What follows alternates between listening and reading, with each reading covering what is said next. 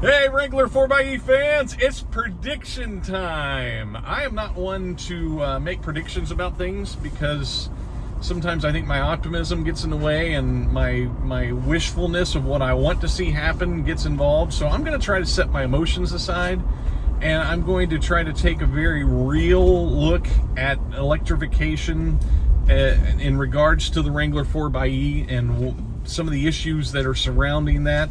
And take a look at the really big picture of things. You have to look at electrification from a really big picture, and how what kind of things influence that, and what kind of things cause variables, and what kind of things change the course of things. So I'm going to do that in this video. It's going to get a little bit lengthy, but I think it's important to look at things from that big picture perspective to truly understand how I've arrived at my prediction of when I think things are going to happen. So the first little piece of this, I know not everybody likes electrification, and this is one component you have to take into consideration. Is electrification is not overly popular. It's not it's not like we have this mass movement towards electrification by everybody on a that's being willing to do it anyway. Now there is a massive global movement to do so, and it's a big, huge conversation of which automotive transportation is only a slice of the pie. There's this whole decarbonization movement that's going on around the globe. Now, whether you want to believe that carbon in the atmosphere is an issue or not, we're not getting into that video. There's all sorts of other videos on the internet about that, but it is a movement that is going on. And electrification is going to happen. All of the auto manufacturers around the world are all making moves. They're all moving towards it. Governments around the world are moving towards it. Several governments have actually set in hard dates that after certain dates you will no longer be able to buy an internal combustion engine. That none of them, by the way, have made any laws about owning an internal combustion engine. And if you're a Rush fan, that's a Red Barchetta thing where they talk about the motor law, that someday internal combustion engines will be outlawed, and so that, who knows if that will ever happen. I think that is many, many years down the road, decades down the road, if at all. And so anybody who really wants and has to have an internal combustion engine, you've probably got a good couple decades before any kind of issue is forced upon the person. So there's that component of electrification that creates a challenge to adoption. And that gets into scalability. When you talk about electrification, one of the issues that we run into is battery cost. That's one of the things that is really creating an issue for years, is the price parity between a gas-powered vehicle and an electric-powered vehicle. The electric-powered vehicle is way more expensive. And that's mainly due to battery costs. Batteries are expensive, and to get battery costs down, manufacturers have to get to scale. To get to scale, they have to get the prices down. It's a chicken and egg kind of scenario where it's really hard to get to scale until you are selling a lot of vehicles, and you can't sell a lot of vehicles until you get to scale. So seeing what Ford is doing with the Mustang Mach-E and the Lightning, Ford is probably going to be one of those game changers. As much as Tesla has already been a game changer, I think Ford is going to really make some things happen, because they are one of the few manufacturers that can really scale production and have the deep pockets to scale their battery production and scale their EV production.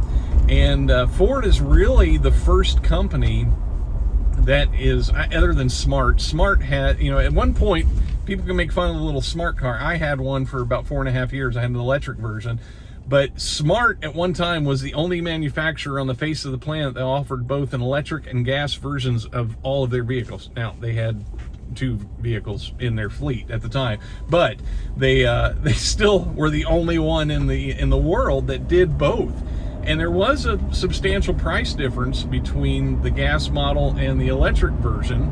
And, that on top of it being an incredibly small car, and people just didn't like smaller cars, was one of the reasons why we no longer see it in the United States. Even though they're still here, they're no longer sold in the United States. And so Ford is going to be an interesting watch, because they are going to put out a vehicle that is the same as their internal combustion powered vehicle in an electrified platform, and fully electrified, which has been an enormous challenge in the past, because the price difference makes it very difficult for existing manufacturers to put a vehicle on a lot, that is just as expensive as, or is way more expensive than the gas version. And that is that's inherently been one of the major issues for the traditional auto manufacturers. They can't put a car out and only sell 5,000 units. Whereas if an upstart puts out a car and sells 5,000 units, they're cracking champagne bottles and they're all excited.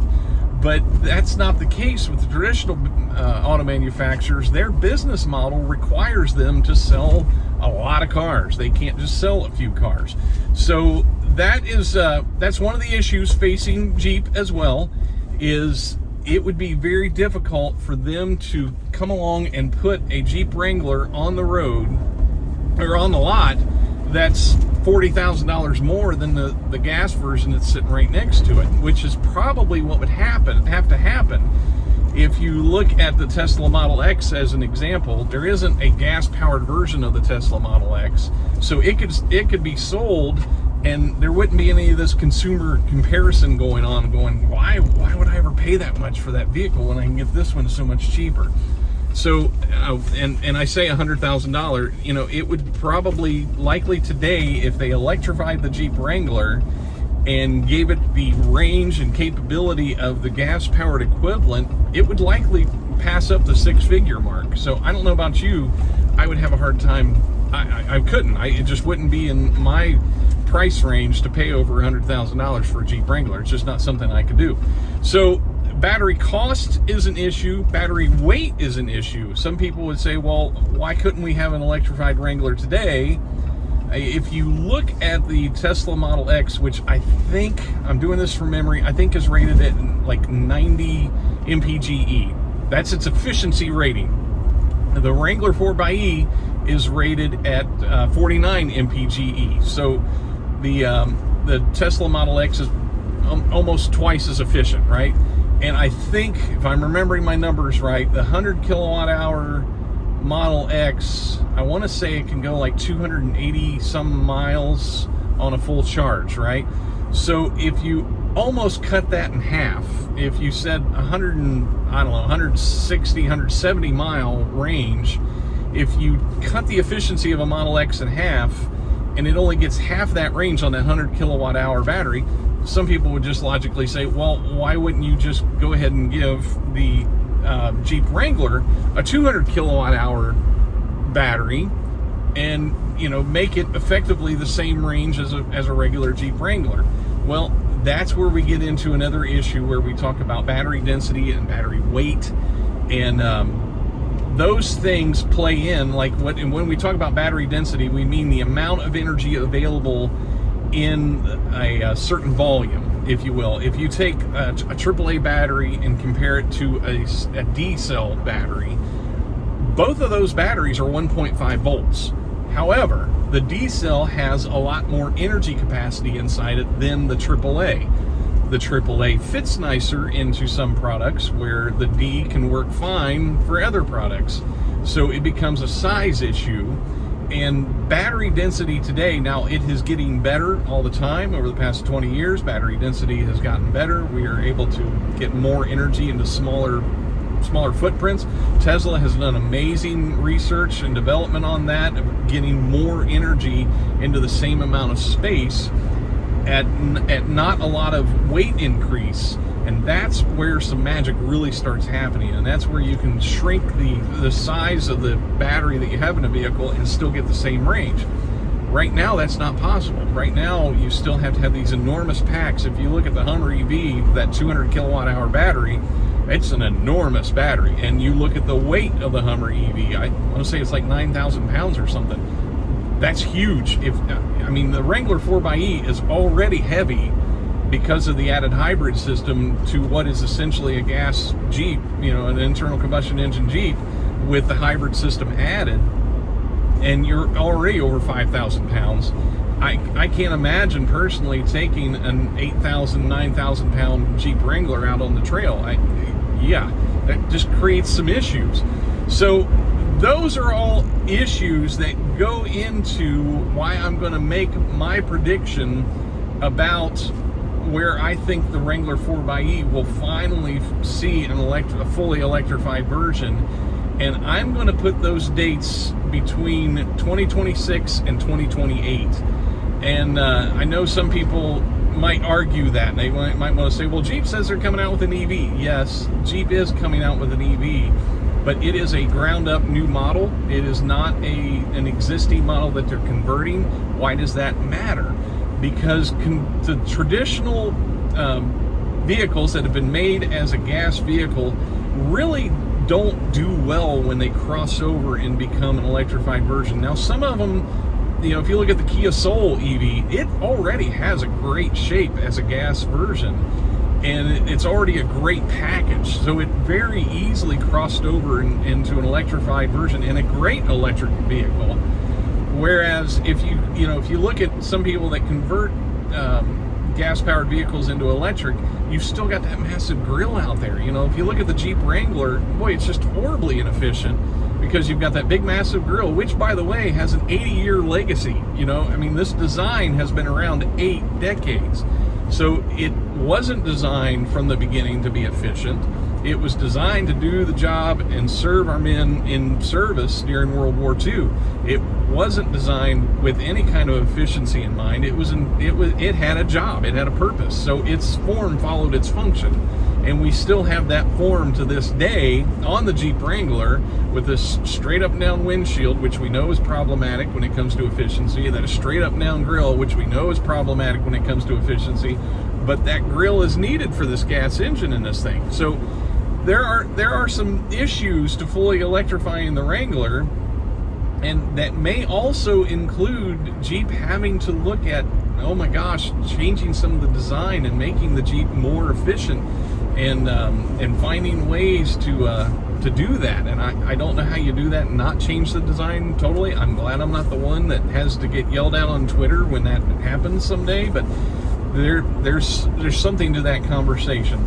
So beyond my prediction of 2026 to 2028, and my 26 number I know is incredibly optimistic, and I really would be surprised if they get one on the road by 2026, because we're already looking at the Jeep Gladiator 4xe getting pushed back to 2024. So they're obviously saying, we've got to look at this. We've got to slow down. We've got to do our development. We got to get this done. Keep in mind, Jeep has committed to putting a plug on every model they have. So the Grand Wagoneer, the Grand Cherokee.